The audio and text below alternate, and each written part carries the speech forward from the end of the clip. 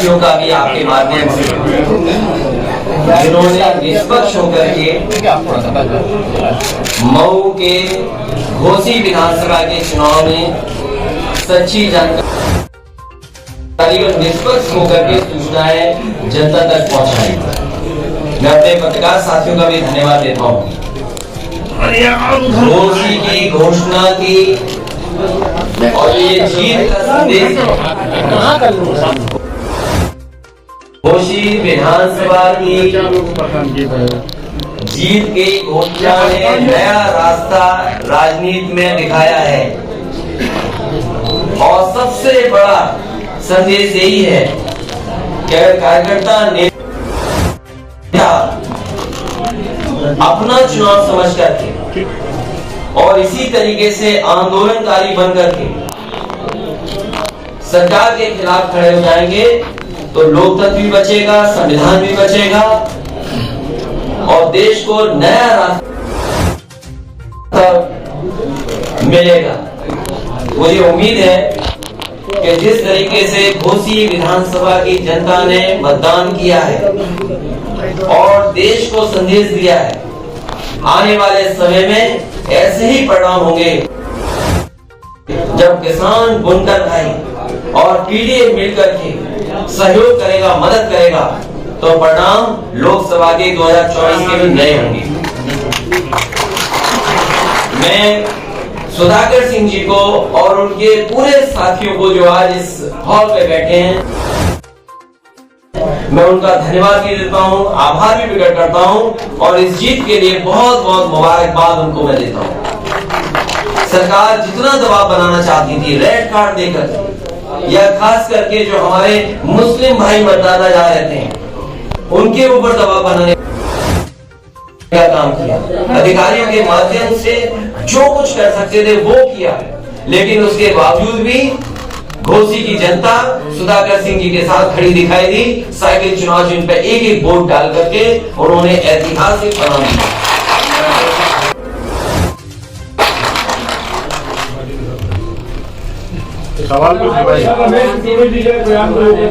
देखिए, लोग केवल चेहरे से नहीं पहचाने जाते हैं, अपनी जुबान से भी पहचाने जाते हैं। और बीजेपी के कोई ये पहले नेता नहीं है। बीजेपी के अगर आप पुराना आर्काइव से चीजें निकालोगे तो बहुत सारे ऐसे नेता निकलेंगे, मिलेंगे, जिनकी इससे भी खराब भाषा है। ऐसे नेता, ऐसे सांसद को जिसने नए लोकसभा में इस तरह की बात कही हो, उसे आजीवन ताउम्र पाबंदी लग जानी चाहिए चुनाव लड़ने के लिए।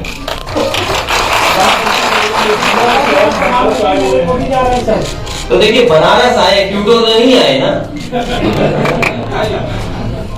भाई। वादा तो इस बात का था ना कि क्यूटो होगा, लेकिन उत्तर प्रदेश की सरकार ने क्यूटो ही नहीं बनने दिया। ये उनकी बात है। INDIA की सीटों को लेकर क्या, INDIA इंडिया की सीटों को लेकर समाजवादी पार्टी समाजवादी पार्टी का स्टैंड क्लियर है। लोकतंत्र बचाना है, संविधान बचाना है, बाबा साहब भीमराव अम्बेडकर जी के रास्ते पर, डॉक्टर राम मनोहर लोहिया जी के रास्ते पर और नेताजी के संघर्ष के रास्ते पे चल करके देश को बचाना है, लोकतंत्र को बचाना है। समाजवादी पार्टी कितनी सीटें मांग रही है? और समाजवादी पार्टी सीटें नहीं मांग रही, समाजवादी पार्टी सीटें दे रही है।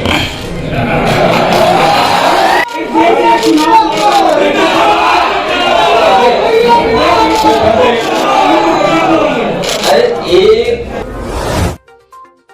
एक देश एक चुनाव, आप और हम यही उत्तर प्रदेश में काम करते हैं।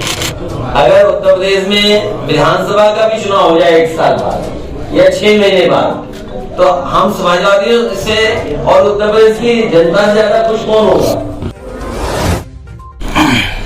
अध्यक्ष जी, सवाल इसलिए हो रहा है कि कांग्रेस भी सीटें मांग रही है।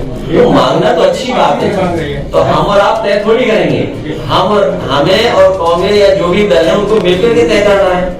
जब मैंने आपसे कहा कि समाजवादी पार्टी के और समाजवादी लोगों का इतिहास उठा लीजिए, समाजवादियों ने लोगों को जोड़ने का काम किया है और बढ़ चढ़ करके भी अगर साथ लाने के लिए कुछ हमें त्याग भी करना पड़ा होगा तो त्याग भी किया है। लेकिन इस बार लड़ाई बड़ी है, 2024 की लोकतंत्र और संविधान बचाने की लड़ाई है। इसलिए हमारी पार्टी सबको साथ लेने के लिए तैयार है। सर, जिस तरह से उनका बयान आया था, बहुजन समाज पार्टी की तरफ से वो स्टैंड नहीं लिया गया जैसे उनको लेना चाहिए था। किसका? दानिश अली को। दानिश अली समाजवादी पार्टी की भी तो है, किस तरफ से नहीं है? आप रिजल्ट नहीं पता वो कब का है? 19 का। अरे केवल और मध्य प्रदेश और राजस्थान में क्या वहाँ समाजवादी पार्टी चुनाव लड़ेगी? समाजवादी पार्टी अपने संगठन के साथ बातचीत कर रही है। संगठन के लोग लगातार सुझाव दे रहे हैं। जहां पार्टी का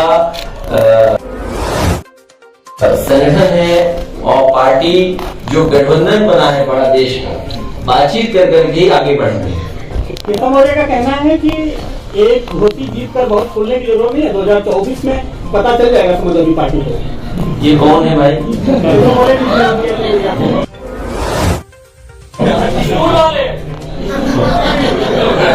एक लोहा लोहे को काटता है। बीजेपी की रणनीति जान लो, समझ लो क्या है। इसलिए बीजेपी पे सोचिए, उसी के बारे में तय करिए। यहाँ पर हार हुई है मुख्यमंत्री जी की। आप गलत फहमी मत रहिएगा। आप ऐड के हिसाब से सवाल मत पूछिए। ऐड ज्यादा हो जाएगा तो उसी हिसाब का सवाल पूछेंगे आपसे। ये हार हुई है मुख्यमंत्री और सरकार की, इसलिए उनको सरकार को स्वीकार करना चाहिए कि हार उनकी हुई। सर, अमेठी में संजय गांधी अस्पताल का लाइसेंस रद्द कर दिया गया। वरुण गांधी देश का, जब हम दुनिया के देशों को देखते हैं, दुनिया के देश कहाँ पहुंच गए हैं, वहां की सड़कें, इलाज, अस्पताल या शिक्षा या क्या स्तर है। कोई विदेश का टूरिस्ट आ रहा है आपके देश में, आप G20 के आयोजन में इतना पैसा खर्च करवाएं। G20 जितनी जगह हुए हैं, सोचिए कितना पैसा खर्च हुआ होगा। और फ्रांस के अगर कोई टूरिस्ट आए और उसका पति अपनी पत्नी के बीमार होने पर एम्बुलेंस के लिए मांग करें, और आप G20 कर रहे हैं यहाँ पर। आप दुनिया के दूसरे देशों को दिखाना चाहते हो कि हम इतना ताकतवर देश बन गए और एक मामूली एम्बुलेंस नहीं दे पा रहे आप एक टूरिस्ट के इलाज के लिए। इससे ज्यादा खराब बात क्या हो सकती है? इससे खराब संदेश क्या जा सकता है? केवल खबर भारत में भी छपी होगी, फ्रांस में भी छपी होगी कि एक टूरिस्ट आया और उसको भारत सरकार न केवल दवा दे पाई, एम्बुलेंस बुलाते रहे, एम्बुलेंस नहीं पहुंची और उसकी जान चली गई। सबसे नड्डा मुक्त अभियान चल रहा है, आरएसएस की बैठक चल रही थी भाजपा के साथ, मुख्यमंत्री का वो इसलिए कहता है उसी बैठक चली जाए।